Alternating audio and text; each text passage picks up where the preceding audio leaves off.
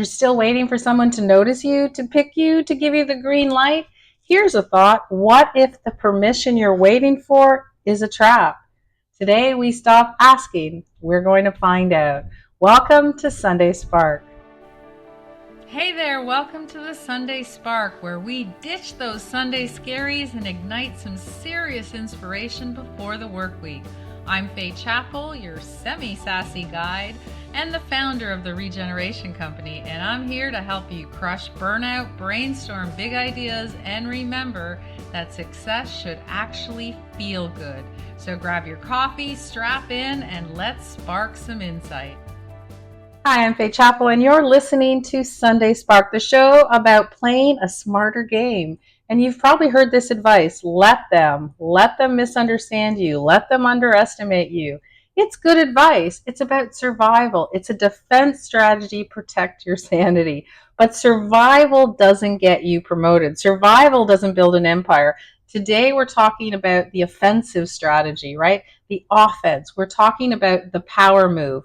Let me. This episode is called Let Them is Survival, Let Me is Strategy. How to stop asking for permission and start owning your career.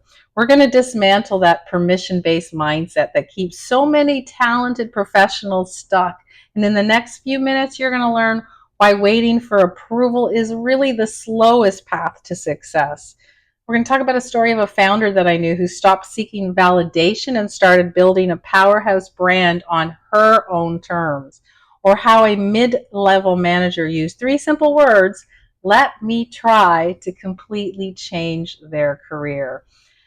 Let's go. We want to do this. If you're ready to stop waiting in line and start really creating your own opportunities, then good. Let's get strategic. So, for my entrepreneurial friends, I worked with a founder. Let's call her Timid Tess. And she had a brilliant disruptive idea, but she spent a year on the venture capital circuit, right? Trying to get a man in a fleece vest to tell her idea was good enough.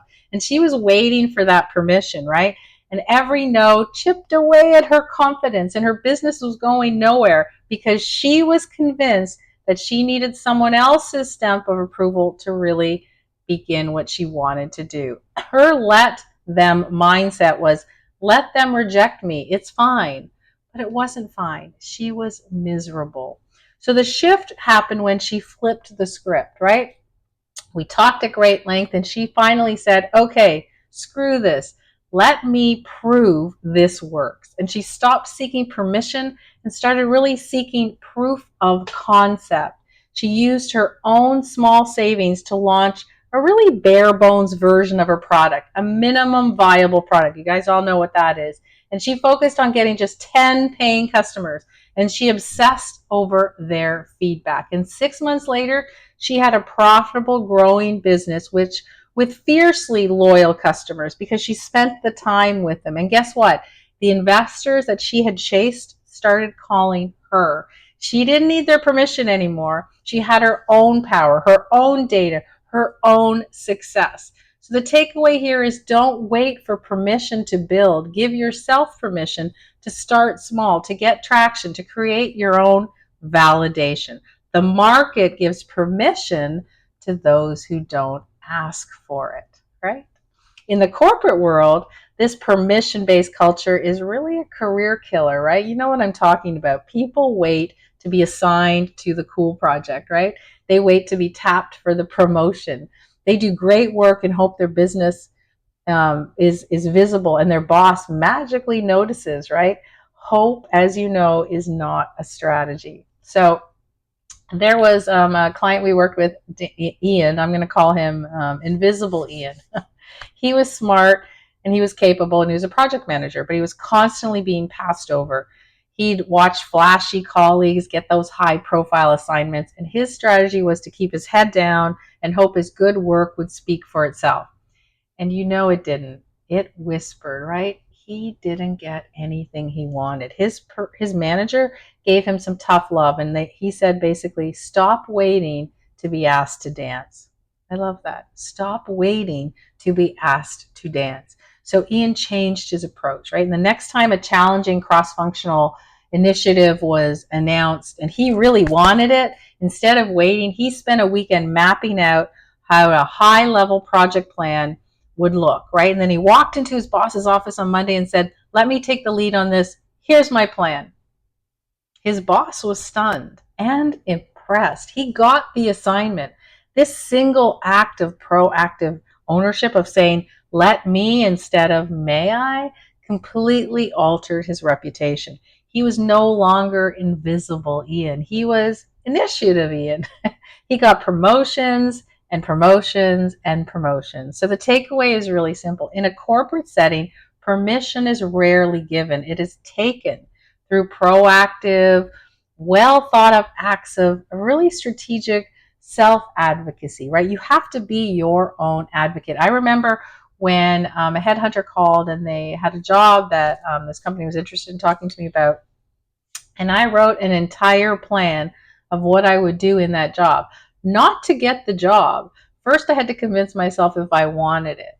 But by doing it, by taking that initiative to write out this entire plan, and I showed the company that I was speaking with, they were absolutely crazy impressed, right? Because no one had ever done that. Even though I was doing it for myself, to give myself permission to say I wanted this job or not, it worked out. So give yourself permission and take what you want to do. That is actionable in every aspects of your life, right? Let's make this real for you.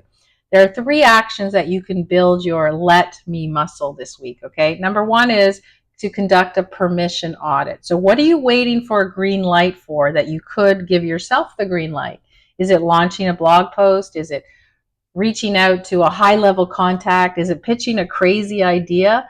What is it? Identify that one area where you've been waiting for someone else to say go, and say go yourself.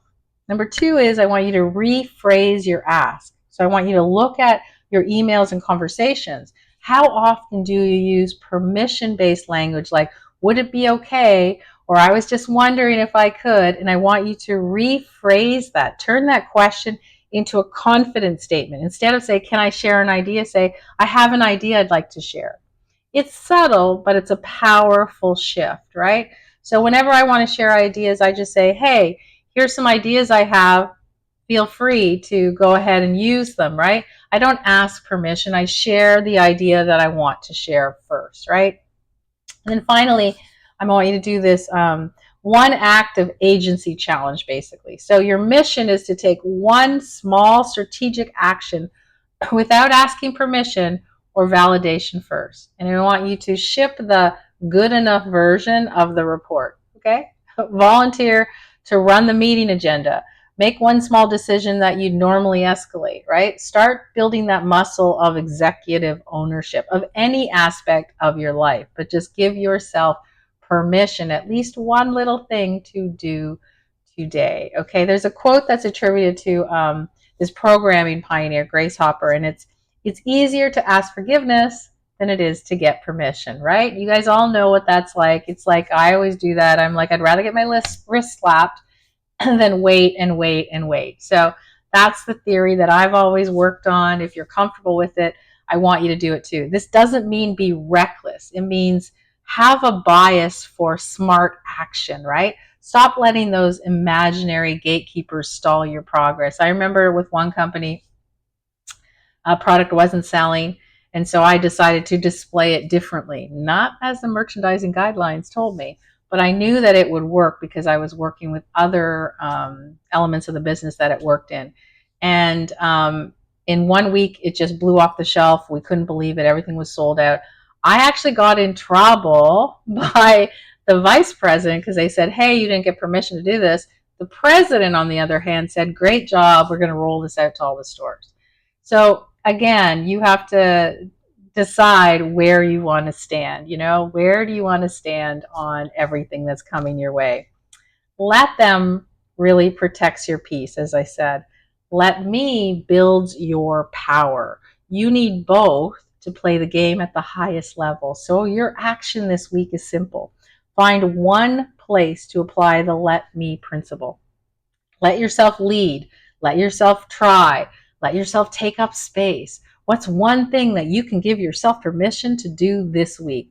And then declare it, whether it's declare it to your friends, to your family, declare it in our group. If you're part of our group, I would love to see what you're declaring. Declare it in the comments below and really see what difference that will make. You can use even the hashtag let me, that would help as well. So again, Faith Chapel, this was Sunday Spark. Stop waiting for the invitation. Grab the microphone. Let's go. Well, you've just had your Sunday Spark. How's that for a power-packed start to the week? If you're ready for more tips, laughs, and let's get real moments, be sure to subscribe and share this podcast with all of your friends and your crew. Got questions, insights, or just want to say hey? Well, head over to my website, faithchapel.com, or any of the social media feeds, and I will be with you there. Until next time, keep that spark alive, and remember, your best life doesn't just happen, you have to create it.